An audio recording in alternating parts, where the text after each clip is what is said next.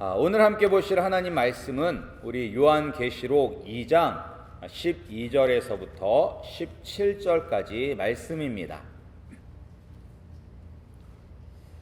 오늘 함께 보실 하나님 말씀은 요한계시록 2장 12절에서부터 17절까지 말씀입니다.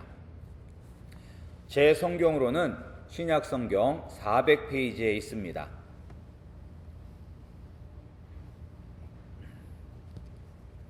요한계시록 2장 12절에서부터 17절까지 말씀을 저희들 다 같이 한 목소리로 합독하겠습니다.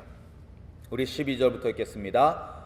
버가모 교회의 사자에게 편지하기를 좌우에 날선 검을 가진 이가 가라사대 내가 어디 사는 것을 내가 아노니 거기는 사단의 위가 있는 데라.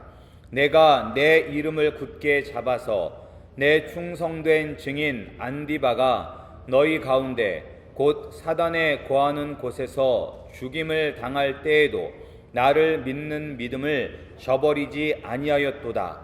그러나 내게 두어 가지 책망할 것이 있나니 거기 내게 발람의 교훈을 지키는 자가 있도다. 발람이 발락을 가르쳐 이스라엘 앞에 올무를 놓아 우상의 제물을 먹게 하였고 또 행음하게 하였느니라. 이와 같이 내게도 니골라당의 교훈을 지키는 자들이 있도다. 그러므로 회개하라. 그러하지 아니하면 내가 내게 속히 임하여 내 입의 검으로 그들과 싸우리라. 귀 있는 자는 성령이 교회들에게 하시는 말씀을 들을지어다. 이기는 그에게는 내가 감추었던 만나를 주고 또 흰 돌을 줄 터인데 그 돌 위에 새 이름을 기록한 것이 있나니 받는 자 밖에는 그 이름을 알 사람이 없느니라. 아멘. 우리 다 같이 말씀을 위하여 한 번 더 기도하겠습니다. 하나님 아버지 감사드립니다. 귀 있는 자는 들으라 라고 우리에게 말씀하여 주셨습니다.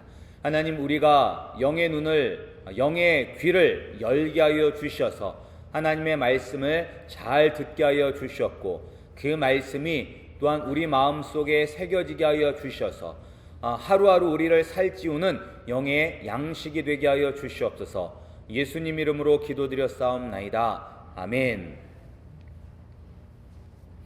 우리나라 속담 중에 가랑비에 옷이 젖는다라는 속담이 있습니다. 이 말뜻은 가늘게 내리는 비는 조금씩 젖어들기 때문에 여간에서는 옷이 젖는 줄을 깨닫지 못한다는 뜻으로 아무리 사소한 것이라도 그것이 거듭되면 무시하지 못할 정도로 크게 됨을 이야기하는 속담입니다. 이 속담은 우리의 일상생활에 적용이 됩니다. 그 한 예로 돈을 모으기는 어려워도 돈을 쓰기는 참 쉽습니다. 특히 무심결에 새나갔던 푼돈들만 모아도 적지 않은 목돈이 되었을 것입니다. 그래서 어떤 사람이 우리가 무심코 쓰는 푼돈들이 어떤 것이 있는지 한번 이렇게 목록을 그 사람이 만들었습니다. 근데 이것이 이제 한국에서 만든 거기 때문에 미국에 살고 있는 우리와는 약간 상황이 맞지 않을 수 있지만 한번 여러분들이 들어보시기 바랍니다.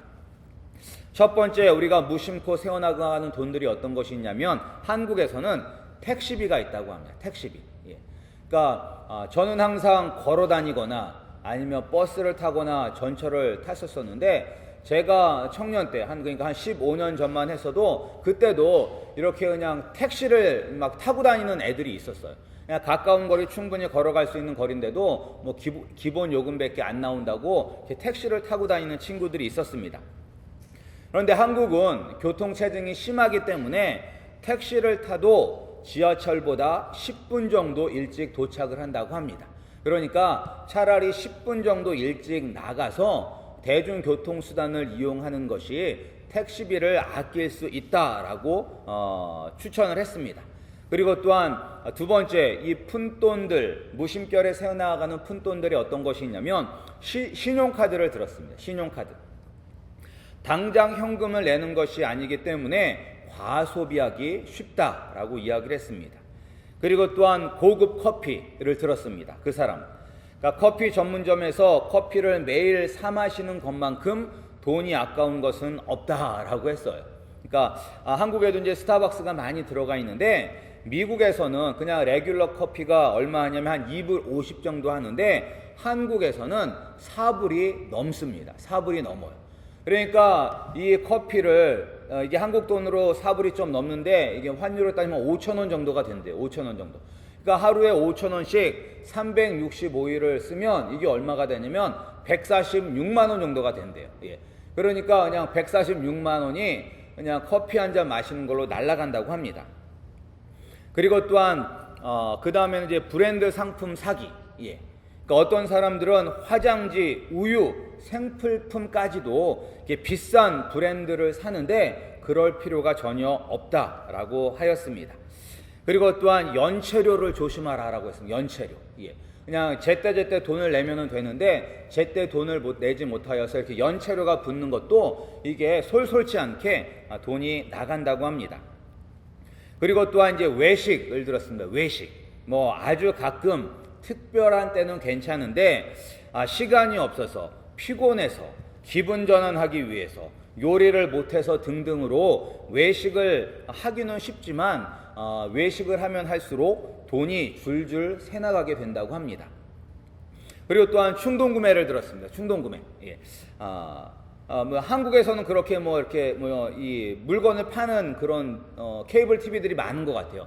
그래서 거기에 뭐 매진이 임박했습니다. 그런 것이 뜨고 뭐 사은품으로 뭐뭐도 드립니다. 라고 하면은 자기도 모르게 이렇게 전화기에 손을 들어서 그게 사게 되는 그런 충동 구매 심리가 있는데 그것을 조심하라 라고 이야기하였습니다.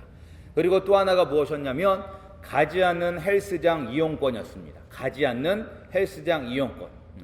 헬스장 이용권을 끊어놓고서는 가지 않는 것은 길거리에 돈을 뿌리는 것과 같다라고 했어요. 그래서 저도 예전에 아틀란타에 있었을 때 되게 싸게 해서 40불인가에 끊었어요. 40불에. 뭐 가입비 같은 거 내지 않고 한 달에 40불씩만 내면 거기는 뭐 수영장도 있고 그다음에 뭐 사우나도 있고 농구장도 있고 뭐 여기 LA 피트니스라고 있는데 거기보다 훨씬 더 좋은 데였었어요. 그런데 그 매달 40불씩 나갔는데 1년 동안에 제가 한 5번 정도밖에 안 간 것 같아요. 예. 그래서 나중에 이제 그것을 없애버렸는데 그런 친구들이 의외로 많았었습니다. 그러니까 헬스장 같은 거 끊어놓고 안 가는 사람들. 그러니까 그런 것도 이렇게 푼돈이 나가는 것인데 이것이 모이면 커다란 돈이 되는 것입니다. 그리고 어떤 한국에서는 신상 휴대폰, 새로운 휴대폰. 한국 사람들은 10명 중에서 8명은 1년이 지나지 않아서 새로운 셀폰으로 바꾼다고 합니다. 그러니까 요새 갤럭시 S6가 나왔는데 그거를 쓰다가 한 6개월이나 저기가 되면 또 다른 게 나와요. 그럼 그때 또 바꾸는 거예요. 근데 한국에서는 이 셀폰 가격이 되게 비싸거든요. 100만 원 막 이렇잖아요. 그런데 그런 가격을 1년도 되지 않아서 그렇게 충동 구매한다는 것입니다. 그런데 다른 나라들, 뭐 덴마크라든지 아일랜드, 네덜란드, 프랑스 이런 데서는 보통 사람들이 한 셀폰을 사서 2년 정도는 쓴대요. 2년 정도. 근데 한국 사람들은 1년 안에 그렇게 비싼 새로운 휴대폰으로 바꾼다고 합니다. 그리고 마지막으로 들은 것이 무엇이었냐면 복권을 사는 것입니다. 복권. 로또에 당첨될 확률은 814만 분의 1입니다. 그런데 번개 맞을 확률은 얼마냐? 50만 분의 1인 것입니다. 예. 그러니까 되지도 않을 이 로또를 사서 일확천금을 노리겠다는 것으로 많은 사람들이 사잖아요. 예. 저도 이 흑인 지역에서 이 가스 스테이션에서 이렇게 파타임으로 아르바이트를 했었던 적이 있었는데, 방탄유리 쳐져 있는 그곳에서 아르바이트를 했었던 적이 있었는데, 뭐 매일 같이 똑같은 흑인이 와서 하루에 막 10불씩, 어쩔 때는 막 20불씩 로또를 하는 거예요. 예. 그런데 그 사람이 가끔 와서는 가스는 5불치 넣고 가는데 맨날 와서 막 10불씩 막 그렇게 로또를 하는 거예요. 예. 그렇게 이게 푼돈인데 이것이 모이면 엄청난 돈이 된다는 것입니다. 이렇게 사소하게 빠져나가는 돈만 절약해도 아마 집 한 채는 살 것입니다. 예. 한국에서도 남자들 한참 대학생들 청년들 당구 칠 때 그런 얘기 하잖아요. 예, 했거든요. 요새는 뭐 당구장을 안 가지만 내가 정말로 당구장에 갔다 바친 돈만 모았어도 집 한 채는 샀을 거다. 그런 이제 농담을 하는데 어떻게 보면 우리가 알지 못하게 이렇게 무심결에 나가는 그런 돈들만 모아도 우리가 정말 꽤 많은 돈을 모을 수가 있을 것입니다. 그런데 가랑비에 옷 젖는다는 이 속담이 이렇게 우리가 푼돈으로 사용하는 돈을 통해서 큰 돈을 날린다는 것뿐만 아니라 우리의 신앙생활에도 적용이 됩니다. 너무 사소해서 우리가 무관심하게 방치하다가 그것이 우리의 믿음을 잃어버리게 만들 만큼 큰 어려움으로 다가오는 것들이 있습니다. 우리가 정말로 가랑비에 옷 젖듯이 너무 사소해서 그냥 무관심하게 그냥 내방치 시켰는데 그것이 나중에 나의 신앙의 발목을 잡는 큰 어려움이 될 수도 있는 것입니다. 오늘 버가모 교회를 통해서 하시는 예수님의 말씀이 바로 이것을 이야기하고 있는 것입니다. 사소한 것을 조심해라. 오늘 말씀 제목이 사소한 틈을 조심하라인데 이 사소한 틈이 너의 발목을 잡을 수 있다. 사소한 죄가 너의 신앙을 망가뜨릴 수 있다라고 우리에게 말씀하고 있는 것입니다. 오늘 본문에 나오는 이 버가모 교회는 예수님께서 말씀하시기를 사단의 왕위가 세워진 곳에 있다고 말씀하셨습니다. 이 버가모 지역은 에베소가 우리가 처음 보았던 교회 에베소가 소아시아의 정치적 중심지가 되기 전까지 이 버가모 지역이 정치적, 경제적, 문화적 중심지였습니다.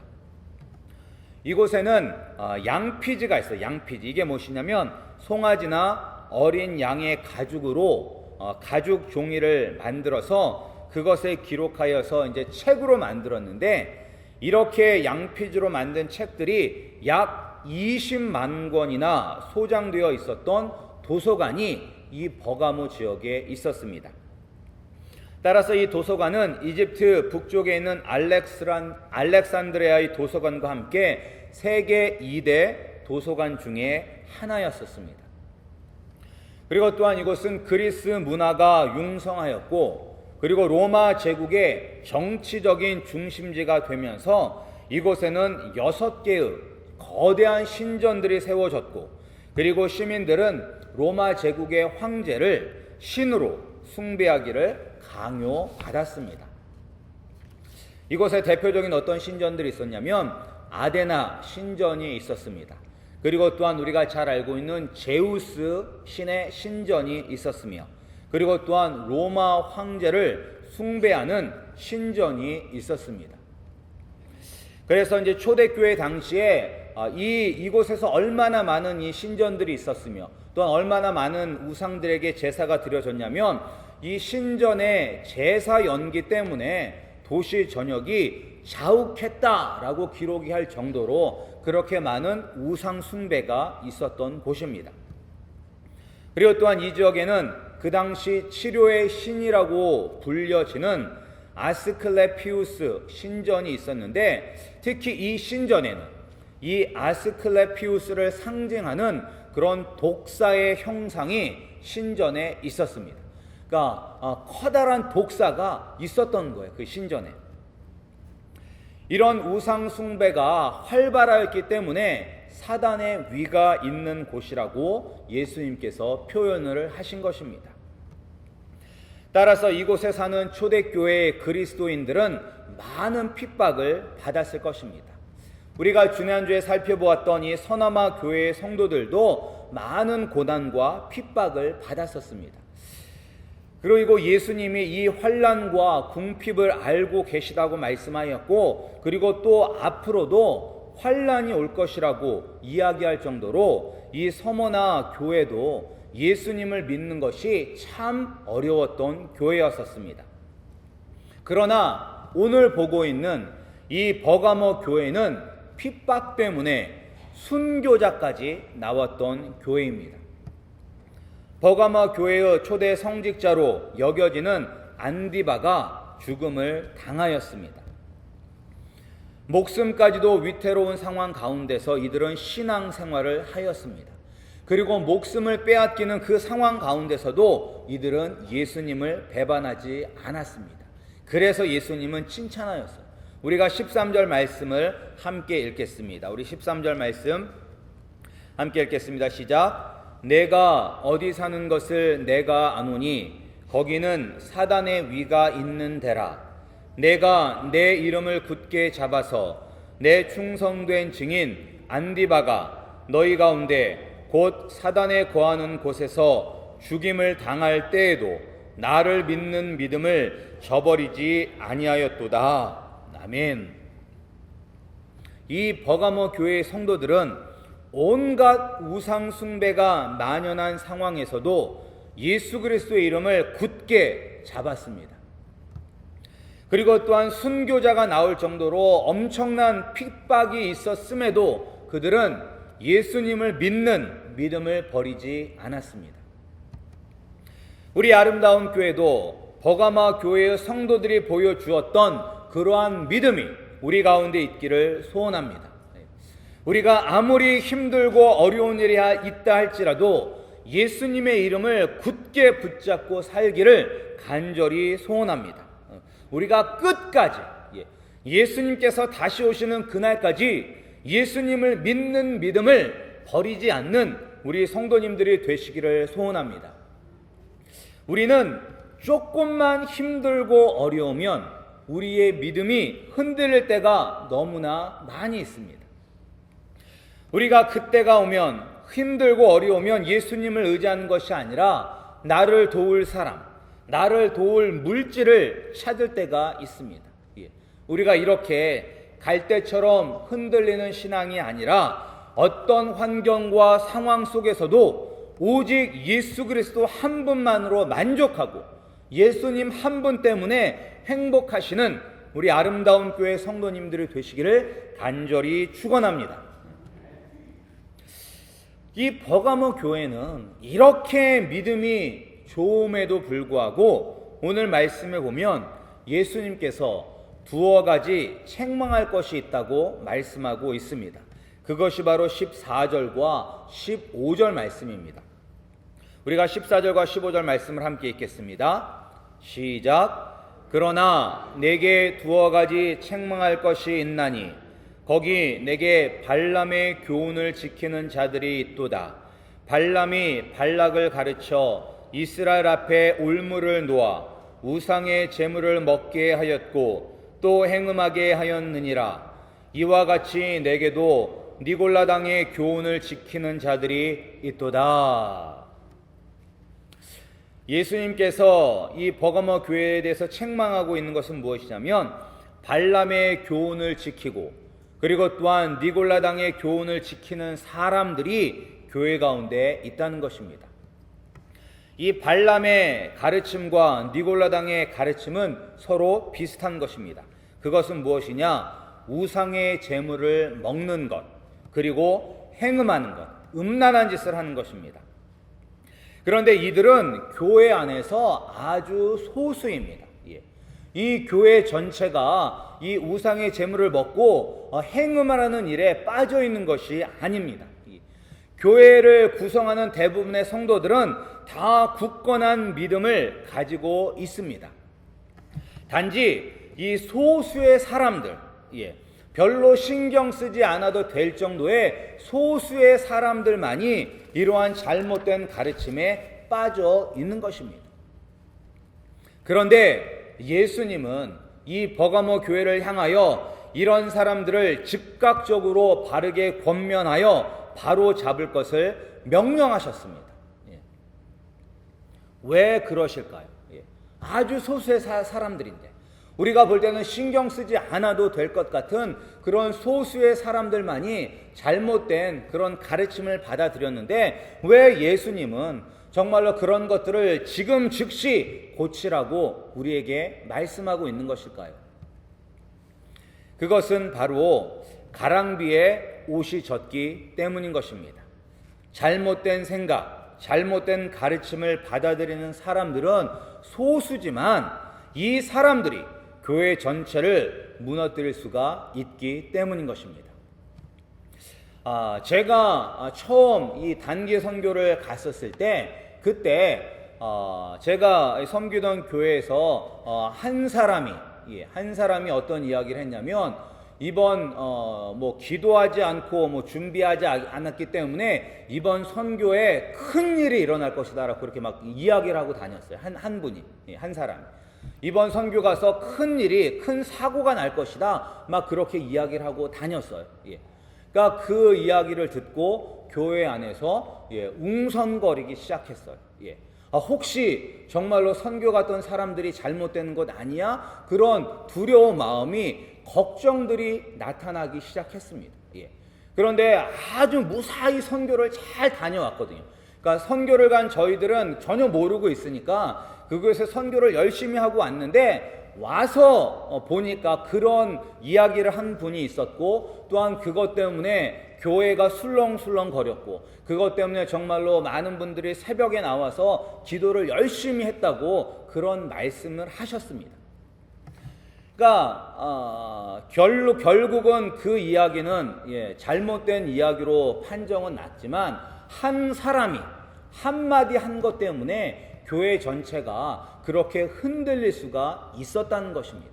그래서 아무리 소수의 인원이라 할지라도 그 사람들이 교회 안에서 잘못된 생각을 가지고 잘못된 생각을 퍼뜨리면 교회 전체가 흔들릴 수 있기 때문에 예수님께서 단호하게 즉각적으로 말씀을 하신 것입니다.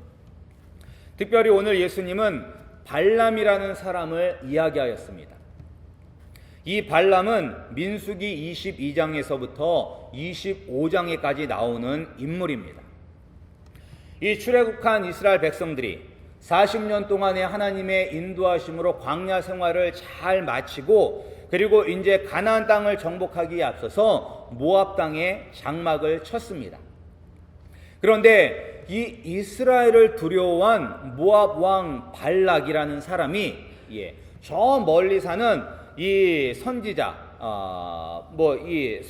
발람을 초청하여서 이스라엘을 저주하기를 원했습니다. 그래서 이 발람이 왔는데, 그래서 이스라엘을 저주하려고 이 사람을 불렀는데, 하나님의 신이 임함으로 말미암아 이 발람이 이스라엘 백성들을 저주하는 것이 아니라 오히려 이스라엘 백성들을 3번 축복하고, 그리고 이 모압을 저주하였습니다. 그런데 이 발람이 떠날 때 이 모압 왕 발락에게 이스라엘을 흔들 수 있는 방법을 알려주었습니다. 그것이 무엇이냐면 바로 모압 여자들을 이스라엘의 남자들에게 보내어서 함께 우상 숭배하게 하고, 그리고 또한 우상에게 드려진 음식을 먹게 하고, 그리고 또한 그 모압의 여인들이 이스라엘 남자들을 꼬셔서 함께 이렇게 음란한 일을 행하도록 하였습니다. 이 일 때문에 하나님이 진노하셔서 연병으로 이스라엘 자손을 치셨으며, 이 연병으로 죽은 이스라엘 사람들이 24,000명이었습니다. 지금 이와 똑같은 일이 소수지만 버가모 교회 성도들 가운데 일어났다는 것입니다. 특별히 이들은 처음부터 유대인들이 아니라 이방인이었다가 예수님을 믿고 중간에 개종한 사람들입니다. 그래서 우상 숭배와 음란한 문화에 익숙하던 사람들이었습니다. 여러분들이 이 모태신앙의 좋은 점이 무엇인지 아십니까? 모태신앙? 모태신앙이 못된 신앙, 때로는 모태신앙으로 불리기도 하지만, 모태신앙이 좋은 점은 무엇이냐면 평생 교회 안에서 살았기 때문에 특별히 나쁜 짓을 하지 않아요. 특별히 나쁜 짓을 하지 않아요. 열심이 없고 뜨거움이 없어서 그렇지 어디 나쁜 짓을 안 해봤기 때문에 못해요. 그런데 이런 극단적인 변화를 경험하신 분들, 세상에서 정말로 막 험악한 인생을 사시다가 정말 예수님의 강권하심을 만나서 이런 불같은 체험을 한 분들이 어떻게 보면 되게 좋을 것 같지만, 그분들의 신앙에서 위험한 점은 무엇이냐면, 우리가 신앙생활을 할 때 우리가 이제 시험 들 때가 있어요. 우리가 시험 들 때가 있는데 시험 들 때 우리가 어디까지 타락할 수가 있냐면 우리가 타락했던 곳까지 타락을 하는 것입니다. 그러니까 모태신앙은 뭐 엄마한테 거짓말한 것, 엄마 지갑에서 뭐 돈 조금 훔쳐서 오락실에서 오락한 것, 뭐 그 정도밖에 없기 때문에 뭐 타락해봤자 그 정도인데, 근데 세상에서 뭐 나쁜 짓을 많이 했던 분들은 다시 동일한 나쁜 짓을 하는 것 같이 타락할 수가 있다는 것입니다. 따라서 이 버가모 교회 교인들도 처음부터 예수님을 믿은 것이 아니라 그들도 중간에 예수님을 믿었기 때문에 그들이 이렇게 우상 숭배를 하는 것, 그리고 또한 행음하는 것을 방치하면 이 사람들이 다시 예전에 그 세상의 문화에 휩쓸려서 정말로 그들의 신앙을 잃어버리고, 그리고 이 사람들 때문에 교회가 무너질 수도 있다는 것입니다. 처음 예수님께서 책망하신 것은 우상의 제물을 먹는 것 가지고 책망하셨습니다.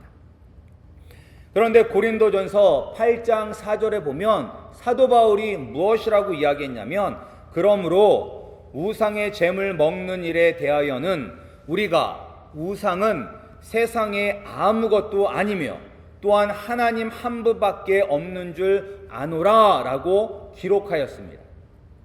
따라서 우상에 드려진 음식 자체는 아무것도 아니라는 거예요. 그 음식을 먹어도 풍성함이 없고 먹지 아니하여도 부족함이 없다고 이야기하였습니다. 그러니까 우상에 드려진 음식이라 할지라도 그 음식이 나에게 아무런 영향을 미치지 않는다는 거예요. 사도 바울은 그 음식을 먹어도 되고 안 먹어도 되고 뭐 아무런 영향이 없다라고 이야기를 하였습니다. 그런데 왜 오늘 이 요한계시록에서는 우상의 제물 먹는 것을 가지고 예수님께서 책망하셨을까요? 그것은 우상에 드려진 제물을 먹는 시간과 장소, 상황이 문제이기 때문인 것입니다. 쉽게 이야기해서 제가 배가 너무나 고파서 가게에 들어가서 밥을 사 먹는다면 그것은 아무런 문제가 되지 않을 것입니다. 제가 배가 너무 고파서 지나가다가 아무 식당에 가서 들어가서 밥을 사 먹는 것이 문제가 되지는 않을 것입니다. 그런데 그 밥을 먹는 장소가 한 끼에 가장 싼 게 1,000불짜리 음식을 파는 식당에 가서 제가 밥을 먹었다면 그것은 문제가 될 것입니다. 문제가 되겠죠. 목사가 어디 돈 있어서 1,000불짜리 밥을 먹느냐가 문제가 되겠죠. 그리고 제가 너무 목이 말라서 음료수를 먹고 싶어서 이 가게에 들어가는 것이 아무런 문제가 되지 않을 것입니다. 그런데 그 가게가 만약에 여성들이 나와서 접대를 하는 그런 술집이라면 그 술집에 들어가서 제가 스프라이트를 먹었을지 할지라도 그것은 큰 문제가 될 것입니다. 따라서 예수님께서 왜 우상의 제물을 먹는 것 가지고 뭐라고 하시냐면, 우상의 제물을 먹는다는 것이 우상 숭배의 자리에 있었다는 것입니다. 다시 말해서 부적절한 곳에 있었다는 것입니다. 우리 그리스도인들은 우리가 있어야 할 자리와 우리가 피해야 할 자리를 잘 알아야만 합니다. 모든 것이 가하나 모든 것이 유익한 것이 아니고 모든 것이 가하나 모든 것이 덕을 세우는 것이 아니라는 것을 우리가 잘 알고 우리가 처신을 잘 해야만 하는 것입니다. 우리가 자유롭다고, 우리가 예수 그리스도 안에서 자유함을 얻었다고 해서 우리가 아무데나 가서는 안 되는 것입니다. 우리가 아무 사람이나 만나서도 안 되는 것입니다. 우리가 아무거나 먹어서도 되는 것은 아닌 것입니다.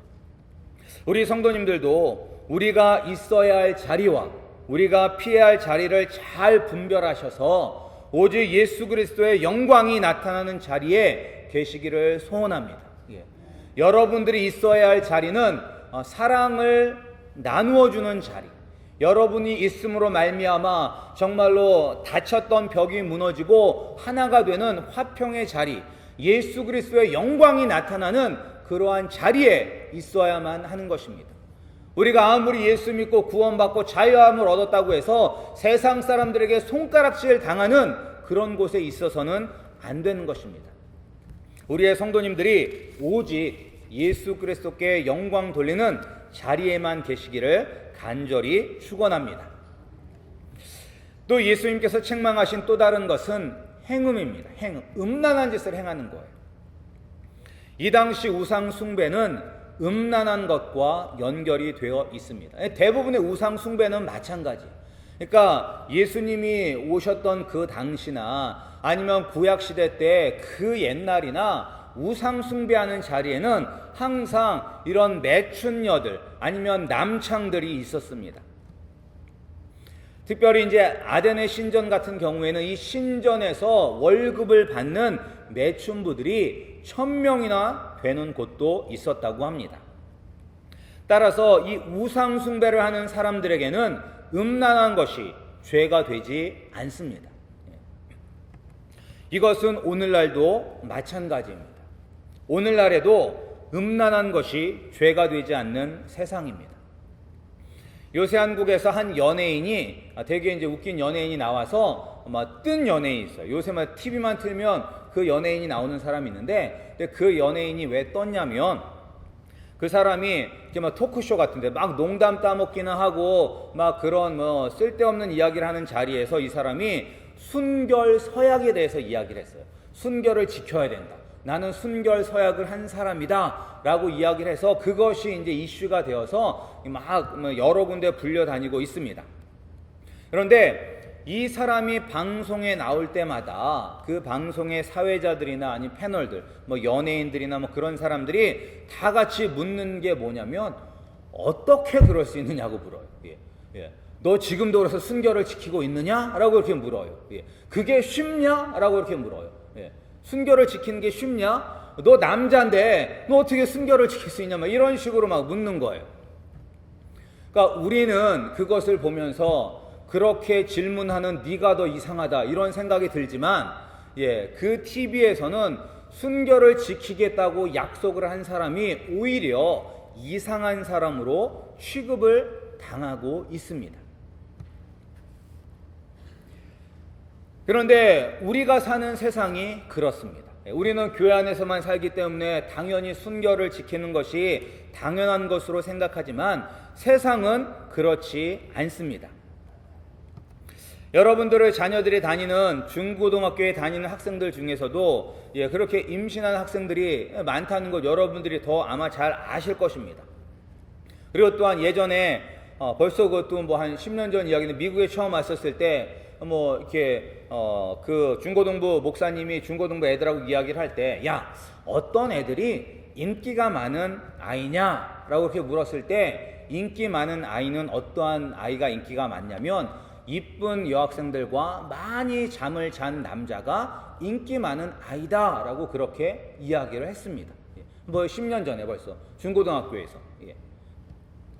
그런데 대학은 더하지 않을까요? 대학은 어떻게 보면 이 이야기가 우리들에게는 직접적으로 와닿지 않을 수가 없습니다. 세상이 뭐 음란해도 뭐 나랑은 상관이 없는 이야기처럼 들리지만 여러분들의 자녀들, 여러분들의 손주들을 생각하시기 바랍니다. 여러분들의 자녀들과 여러분들의 손주들이 살아갈 세상이 바로 이렇게 음란한 세상인 것입니다. 그래서 어떤 교회는 이제 학생들이 고등학교 학생들이 고등학교를 졸업하고 대학을 갈 때 어떤 행사를 하냐면 선교사 파송식을 해요. 그 고등학교 아이들을 졸업한 아이들을 너희들은 선교사다라고 이야기하면서 대학으로 파송을 합니다. 왜냐? 그들이 다니는 대학교가 이 마약과 음란으로 쩔어 있는 곳이기 때문인 것입니다. 한국 대학생들만 술 많이 마시는 것이 아니라 미국 대학생들도 파티로 유명한 학교들 많잖아요. 가서 뭐 맨날 술 먹는 학교, 마약하는 학교, 술 먹고 마약하게 되면 자연적으로 이 음란한 짓들을 벌이게 되고 그런 환경 속에서 우리의 자녀들이, 우리의 손주들이 살아가고 있는 것입니다. 따라서 이런 잘못된 생각을 가진 사람들이 소수지만 그런 사람들이 교회 안에 있다고 생각해 보시기 바랍니다. 또한 이런 생각을 가진 것만으로 끝나는 것이 아니라 이런 생각을 가지고 교회 안에서 음란한 일이 일어난다면 교회는 무너질 것입니다. 그러니까 많은 분들이 저한테 권면하는 게 돈 조심, 명예 조심, 여자 조심하면 목회는 그냥 성공할 수 있다라고 얘기를 해요. 뭐 대형 교회는 안 되지만 그래도 하나님 아버지 앞에 부끄럽지 않은 목회자는 될 수 있다라고 이야기를 해요. 그런데 목사만 이 여자들을 조심해야 되는 건가요? 그거 아니잖아요. 교회 안에서 그런 일들 많잖아요. 뭐 성가대 지휘자랑 뭐랑 눈 맞아서 도망가고 막 그런 일들이 미국 교회도 많더라고요. 따라서 그런 일이 한번 교회 안에서 발생이 되면 그 교회는 풍지박살 나는 것입니다. 만약에 우리 아름다운 교회에 만약 그런 일이 났다, 풍지박살 나는 거예요. 그런 일에서 다시 회복되려면 5년 이상 걸려요. 5년 이상. 5년 이상을 정말로 눈물로 기도하고 해도 회복이 될까 말까 한 거예요. 회복이 될까 말까 한 거예요. 근데 이게 아주 사소한 것처럼 보일 수가 있다는 것입니다. 우리의 대부분들이 다 믿음이 좋기 때문에 그러한 잘못된 사람은 한 명, 두 명, 뭐 저 사람들 우리가 신경 안 써도 되지라고 그렇게 우리가 부주의를 하는 그 순간에 교회가 무너질 수가 있다는 것입니다. 그래서 예수님께서 우리에게 엄하게 경고하고 있는 것입니다. 예수님이 이 문제에 대해서 우리에게 어떻게 경고하고 있냐면 그런 일이 만약에 일어나면 회개하라 라고 말씀하고 있어요. 즉각적으로 회개하라. 이런 우상의 제물을 먹고 행음을 한 당사자들 뿐만 아니라 교회가 회개하라고 이야기하고 있습니다. 교회 전체가 회개하라고 이야기하고 있습니다. 왜냐? 교회는 믿음의 공동체이기 때문인 것입니다. 학교에서 자녀가 잘못을 하면 부모님이 가서 잘못했다고 사과를 합니다.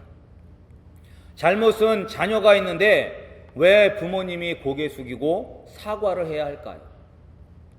그것은 한 가족이기 때문입니다.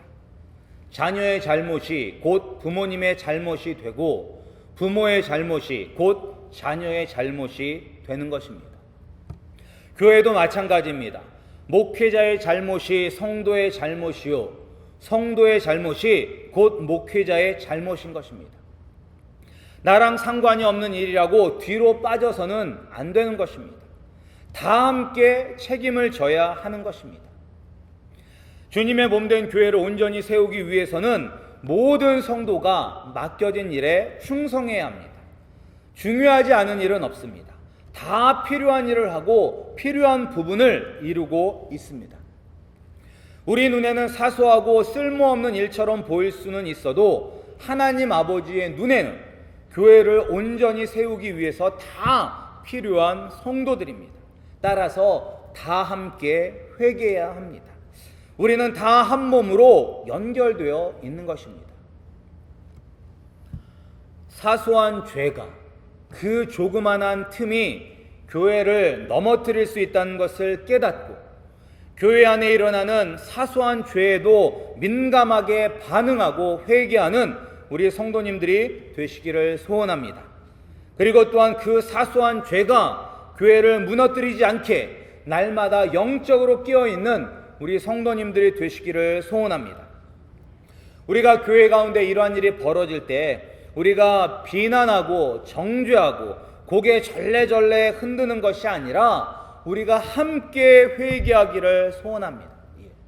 그 사람의 잘못이 나의 잘못처럼 우리가 함께 아파하고 함께 눈물 흘리면서 회개하는 그러한 교회가 되기를 간절히 소원합니다.